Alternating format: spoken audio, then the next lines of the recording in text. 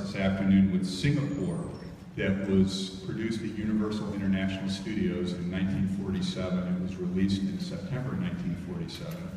And notice I said, in the program also says Hollywood style, because I believe there is some second unit footage in the movie, but the principals never got any closer to Singapore than the Universal backlot over the hill from Hollywood. This movie is another one of the apocryphal post-war film noir movies with the male protagonist, noir anti-hero getting out of the service. I mean, this is more in the line of Humphrey Bogart in Dead Reckoning, and John Hodiak Somewhere in the Night, and John Payne in The Crooked Way, and instead, this time we have the redoubtable Fred MacMurray, who is getting out of the service and going back to Singapore and involved with, of all things, pearl smuggling. And you know, at least this one, he's not arriving at Union Station with a note in his pocket with amnesia. He's going back to Singapore. Fred MacMurray, really, when you look at his career, really a remarkable career that started in the 1930s. He was a saxophone player, musician, Scots-Irish in background, and had a long run and successful run at Paramount, and was really resisted typecasting. He could do light comedy, he could do serious stuff, heroic movies like The Texas Rangers, and all different kinds of things, but he said his best thing was succumbing to Billy Wilder twice in his career to go against type. One is Walter Neff in Double Indemnity, and the other in 1960 in The Apartment. And for The Apartment, that was when MacMurray once again had reinvented himself in Walt Disney as Flubber, son of Flubber, the absent-minded professor, and he told Wilder, you're going to ruin this great thing I have going by portraying this philandering crud. And of course he did The Apartment, and he was wonderful in it. Fred MacMurray, personally, everybody loved him. He was just a joy to work with, and I had the occasion of interviewing Gene Reynolds, who was an actor and became a very, very renowned television director who's still with us, directed a lot of MASH and My Three Sons, and after we had exhausted all the Michael Curtiz talk, I started asking about My Three Sons, and he was very, very appreciative of working with MacMurray, who actually was the co-producer of that show, had the best deal in Hollywood where he had to show up, work for 90 days, and they filmed everything else around him and then brought in the guest stars and cut in the scenes, which drove the production coordinator nuts because they had to label all the props for which episode, then bring them out and place them again and so forth. But he said, you know, he would come there, bring his lunch in a paper bag, was the most unassuming of men, but he didn't spend a bad penny. Every Friday they would wrap the show on Friday and they'd have a buffet and booze and everything for the cast and the crew.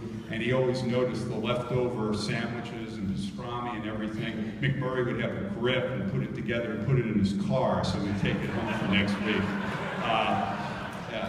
He actually, you know, with all the, Bob Hope was renowned to be the richest actor. There was a Croesus with oil wells and real estate. Fred MacMurray was not far behind him. He has a vineyard, I think, that his daughters were taking care of for him, the MacMurray Vineyard in Sonoma, and he was worth hundreds of millions of dollars when he passed away. But a great actor. And of course, in every movie like this, there's got to be a dame. And in this one, the dame is none other than Ava Gardner, who is the dame's dame. Ava was 24 years old when she made this movie, and she had just come off The Killers with Burt Lancaster. That movie made her a star. She had been in 15 movies prior to that at MGM, where she was better known for being Mickey Rooney's wife, of all things, and playing. She was in a Bowery Boys or Dead End Kids feature. She did bit parts as car hops and so forth. So when she made this movie, she was finishing up a role in The Hucksters with Clark Gable, and they said, "You're going over to Universal, we're getting paid $5,000 a week. What's it about? Just go and make cow eyes at Fred MacMurray and make love to him. We'll tell you what it's about later." And that's what she did. The movie itself was uneventful.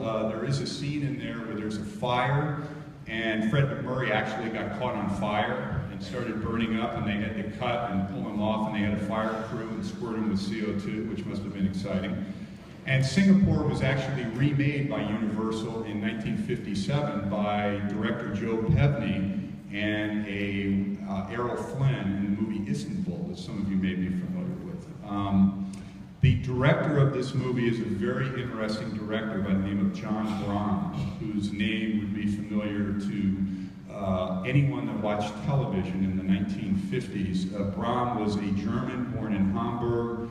He got out, as many of his contemporaries did, ahead of the Nazis. He went to England in 1934, ended up in America, and he really had a very productive period at Fox during the 1940s, where he directed films such as Hangover Square, which we've shown at this festival, The Lodger, The Locket, and so forth. And a very, very highly skilled director who would draw out all of his camera setups, all of his scenes, and walk through it.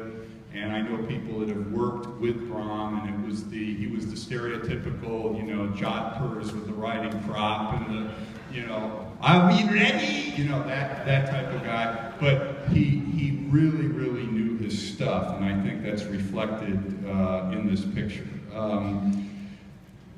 When this picture premiered in New York City in 1947 as a gimmick, they gave the first 100 women that came into the theater strings of pearls, okay? Now, we don't have that today at Noir City, but I understand they will be pouring something later at the mezzanine, so stick around, that's better. So enjoy our initial journey to the Far East with Singapore. I'll be back to talk to you about the second feature, Macau, and I love this. This is the hardcore, the non-NFLers, film noir, Noir City, last day. We live it up in Singapore. Thank you.